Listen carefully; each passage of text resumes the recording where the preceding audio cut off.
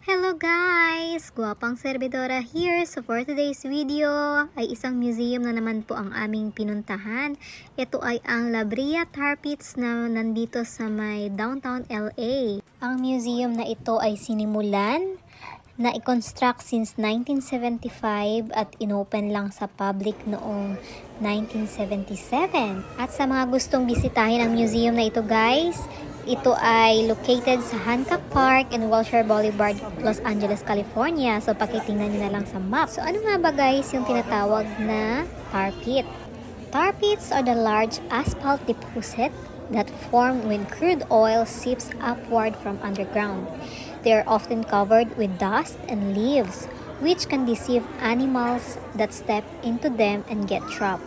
Tar pits can preserve the skeletons of such animals as fossils over time. So dahil sa tar pits guys, na preserve ang mga animals na natrap dyan. Kahit pinaniniwalaan na nandyan na yung mga animals na yan since 11,000 to 50,000 years ago.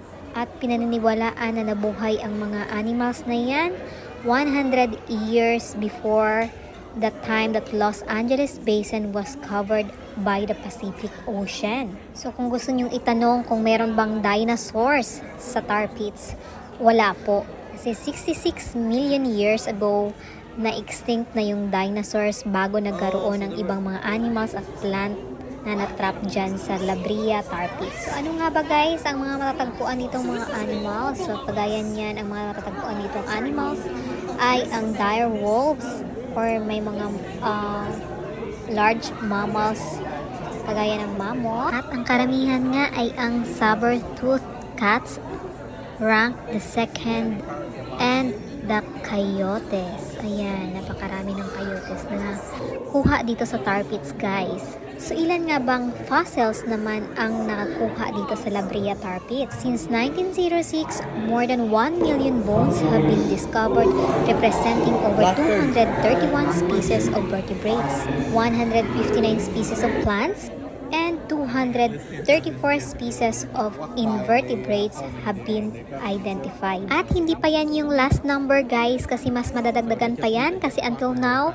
tuloy ang kanilang excavation ng mga scientists dyan sa area na yan. So diba guys, nakaka-amaze makita itong mga animals na karamihan sa kanila ay nag-extinct na at nabaon ng ilang 100 years doon sa lugar na yun guys. So ayan, ang dami sigurong pwedeng maikwento tungkol sa history ng mundo ng mga animals na ito kung sila ay nabubuhay.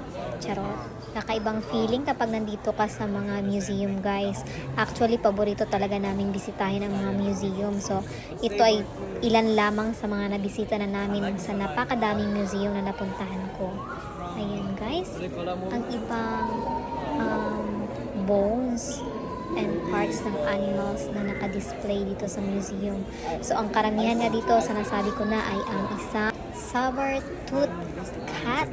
Ayan, ang kanyang mga bones guys.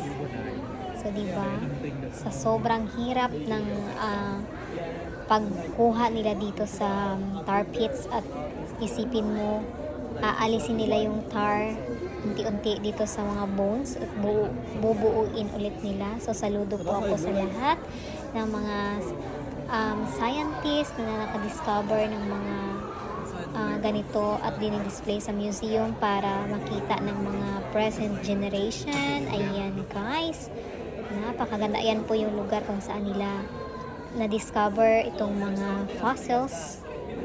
Ayan, may mga pictures, lumang-luma ang kanilang pictures, and it tells a lot of story from our history. Ayan guys, itong ibang parts ng mga plants and little creatures, mga animals na nahukay din nila doon. So some of them until now meron pa naman siguro yan yung mga beetles na yan.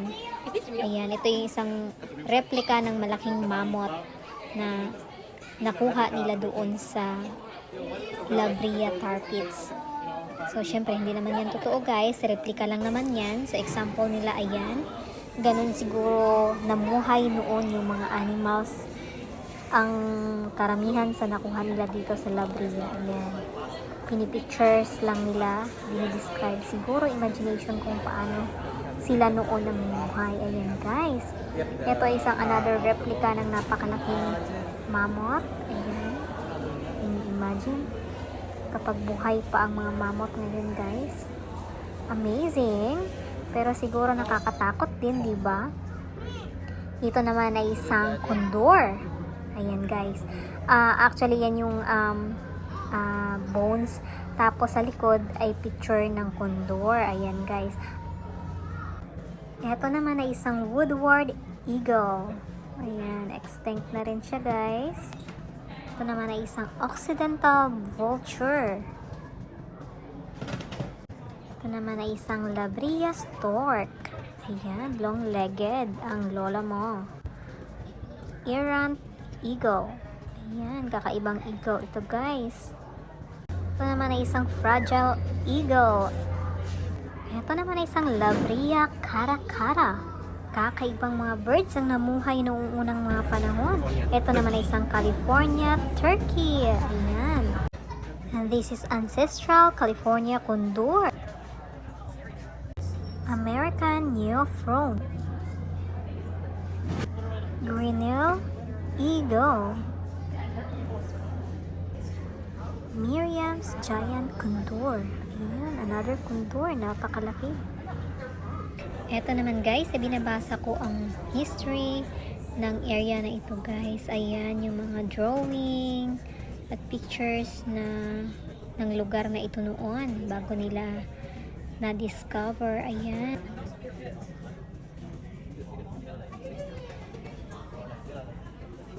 At ito nga guys, ang collection ng dire wolves.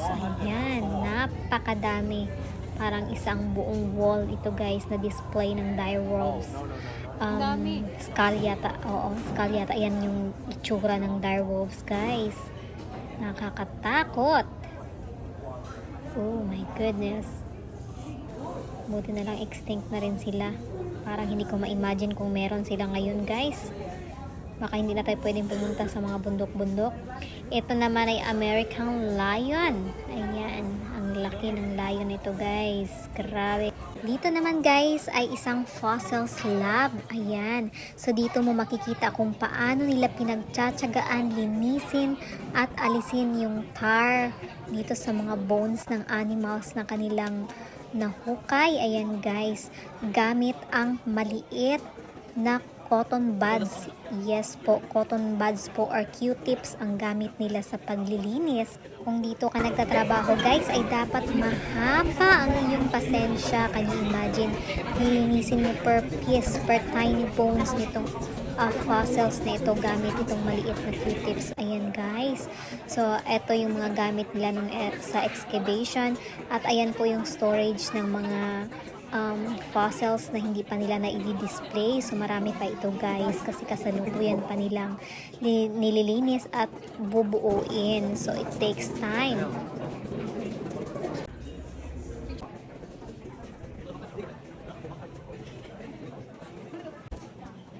Dito na nga nagtatapos ang aming pag-iikot sa loob ng Labria Museum. Ayan, bago kami lumabas, dumaan muna kami dito sa maliit nilang garden. Ayan, napakadaming magagandang plants dito guys. So isa na rin naming dinaanan itong souvenir shop na napaka-cute ng mga pwedeng mabibili nyo dito. Ayan, yung may mga damit.